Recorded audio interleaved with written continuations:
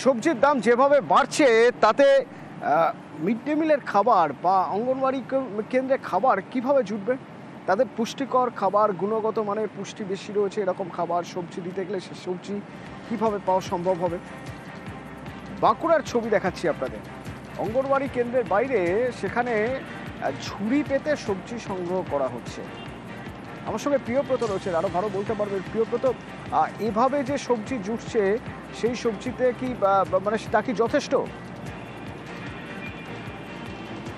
দেখো, যথেষ্ট না হলেও কিছু করার নেই, কারণ যেভাবে বাজারের যোগান কম সবজির এবং তার পরবর্তীকালে যেভাবে বাজার দর বাড়ছে তত্তর করে, সেই অনুপাতে কিন্তু যে পুষ্টিকর খাবার দেওয়ার যে লক্ষ্যমাত্রা, সেই লক্ষ্যমাত্রা পূরণ করা সম্ভব নয়। সেই কারণে একটা সিস্টেম তৈরি করা হয়েছে জেলা প্রশাসনের পক্ষ থেকে এবং সেই ঝুড়ি আইসিডিএস কেন্দ্রের বাইরে রেখে দেওয়া হচ্ছে, যেখানে বলা হচ্ছে আইসিডিএস কেন্দ্রে যারা উপভোক্তা রয়েছেন, মাতা যারা সন্তান সম্ভব মাতা এবং তার পাশাপাশি যে শিশুরা রয়েছেন তাদের অভিভাবকদের নির্দেশ দেওয়া হয়েছে যে যা পাবেন তারাই কিন্তু সেই সব জিনিস সংগ্রহ করে এই ঝুড়িতে রেখে দেবেন। সেই ঝুড়ি দিয়েই কিন্তু ঝুড়িতে থাকা সেই সামগ্রী, যেসব সবজি পাতি, সেই সব দিয়েই তাই রান্না করা হবে এবং পুষ্টির কিছুটা হলেও যোগান দেওয়া যাবে। কেননা এই পুষ্টিকর খাবারের জন্যই আইসিডিএস সেন্টারগুলো চলে এবং আইসিডিএস সেন্টারের যে লক্ষ্যমাত্রা নেওয়া হয়েছিল যে পুষ্টিকর খাবার যাতে প্রসূতি মা এবং শিশুদের দেওয়া যায়, সেই কারণেই এই আইসিডিএস সেন্টারগুলো খোলা। কিন্তু তার পরবর্তীকালে যেভাবে আইসিডিএস সেন্টারের এই খাবারের যোগান কমে গেছে এবং যেভাবে তুমি দেখেছো যে অতিরিক্ত বৃষ্টিপাত হয়েছে বাঁকুড়া জেলায় এবং তার ফলে কিন্তু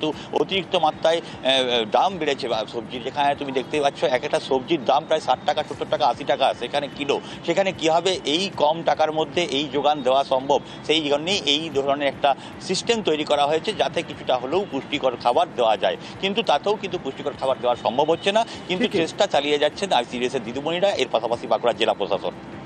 ধন্যবাদ। সেটা দিদিমণিরা বলেছেন যে অফিস থেকে ঝুড়ি দিয়েছেন মাদেরকে কিছু সবজি দেওয়ার জন্য, ওই জন্য যেমন ক্ষমতা সেরকম দিলাম আমরা। পাওয়া হয় না, কিন্তু কিছু করার নেই, বাচ্চাদের যেমন জোটে তেমন খাই। মনে হয় পুষ্টি তো পাওয়া হয়ই না বাচ্চাদের, ওই একটু যেমন পায় ওরা তেমনই খায়। বলেছেন ওনারা যে মারা বা গার্জেনরা যে যার যেটুকু আছে সেইটুকু অল্প স্বল্প করে যদি দেয়, রোজ না হোক দুটো একটা করে দিলেও আপনারা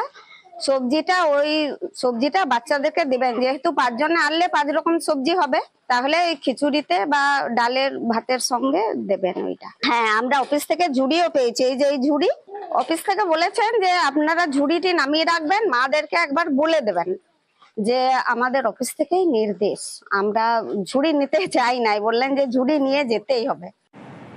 আর এই নিয়ে বিজেপি তৃণমূল চর্চা। আজকে সামান্য আইসিডিএস সেন্টারে বাচ্চাদের পুষ্টিকর খাবারটুকুও শুদ্ধ নেই। আজকে লজ্জা। আজকে সাধারণ মানুষ, গরিব মানুষের বাড়ির ছেলেরা, আজকে আমরা দেখতে পাচ্ছি আমাদের ছেলেমেয়েরা এই আইসিডিএস সেন্টারে এসে তারা পুষ্টিকর খাবার পাচ্ছে না। বাড়ির মায়েদেরকে তাদেরকে পুষ্টিকরের খাবারের জন্য সবজি আনতে বলা হচ্ছে। এই যে আইসিডিএস কেন্দ্র যেটা চলছে, এটা কিন্তু পুষ্টিকর জিনিস বাচ্চাদের খাওয়ানোর জন্য একটা গভর্নমেন্ট চিন্তা ভাবনা করেছে। সেখানে আমি দেখলাম একটা ঝুড়ি, তাতে মায়েরা ভাইয়েরা এসে দেখছি শাক সবজি দিচ্ছে। বললো স্বেচ্ছায় যদি কেউ দেয় তাহলে আমরা নিশ্চয়ই নেবো। সেই ঝুড়ি আমাদের জেলা প্রশাসন দিয়েছে, কিন্তু কেন্দ্রীয় সরকার কোনো মতে পয়সা পাতি একটাও দিচ্ছে না। সেটা কেন বলছে না? এখানে যারা জিতে, কেউ মন্ত্রী রয়েছেন, কে এমপি রয়েছেন, কে এমএলএ রয়েছেন, একথা বলবেন না? শহর বহরে বাড়ছে, কিন্তু সে অনুযায়ী শহরের গতি বাড়ছে কি? বরং যদি শিলিগুড়ির কথাই বলা হয়, শিলিগুড়ির একটা বড় ফ্যাক্টর হয়ে দাঁড়িয়েছে এখন যানজট। তো এই যানজট কাটাতে এবার উড়ালপুল তৈরি হচ্ছে শিলিগুড়িতে 70 কোটি টাকা ব্যয়।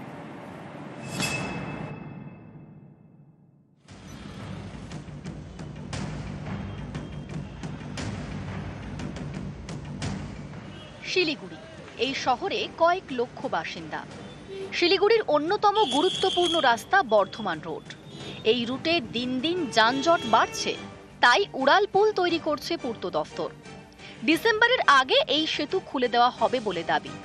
এতে শহরের যানজট কমবে বলেই আশা। অফিস আওয়ারে এত ভিড় হয় যে প্রচন্ড জ্যাম হয়, তো ফ্লাইওভার হলে এতটাই সুবিধা হবে যে ভিড়টা অনেকটা কমে যাবে, সময়ের সঙ্গে সঙ্গে আমরা তাল রেখে সব জায়গায় পৌঁছতে পারবো। এটা তো অবশ্যই একটা পজিটিভ দিক। যানজটটা একটু কম হবে, কলকাতা যাওয়ার যে রাস্তাটা বাইপাস মেডিকেলের ওটাও সুবিধা হবে, যত তাড়াতাড়ি হলে আমাদেরই সুবিধা হয়, সব থেকে যানজট থেকে মুক্তি পাবো। বর্ধমান রোডের উপর তৈরি হচ্ছে উড়ালপুল, শিলিগুড়ির মহাত্মা গান্ধী মোড় থেকে ঝংকার মোড় পর্যন্ত। এই রুটে শিলিগুড়ি শহরের ছোট বড় সব গাড়ি যাতায়াত করে। কলকাতা সহ রাজ্যের বিভিন্ন জেলা থেকে এই রুটে গাড়ি যায় জলপাইগুড়ি, আলিপুরদুয়ার এবং কোচবিহারে। এই রাস্তায় দিন দিন গাড়ির সংখ্যা বাড়ছে, এর জেরে যানজটও বাড়ছে। উড়ালপুল চালু হলে যানজটের সমস্যা মিটবে বলে আশা শিলিগুড়ির মেয়রের। এই ফ্লাইওভারের প্রাথমিক ব্যয় বরাদ্দ ছিল 40 কোটি টাকা, পুরোটাই রাজ্য সরকারের উন্নয়ন তহবিল থেকে দেওয়া হয়েছে। ট্রাফিক সার্ভে অডিট করেছে, করে ওরা দেখেছে যে এটা একটা পোর্শনে ট্রাফিক মুভমেন্টটা একটু গতি পাবে। জলপাইগুড়ির রাজগঞ্জ, এখানে তিস্তার ওপর গজলডোবা সেতু শিলিগুড়ি থেকে ডুয়ার্স যাতায়াতের জন্য অন্যতম গুরুত্বপূর্ণ সেতু। বয়সের ভারে দুর্বল হয়ে পড়েছিল। 27শে এপ্রিল মেরামতির কাজ শুরু করে সেচ দফতর।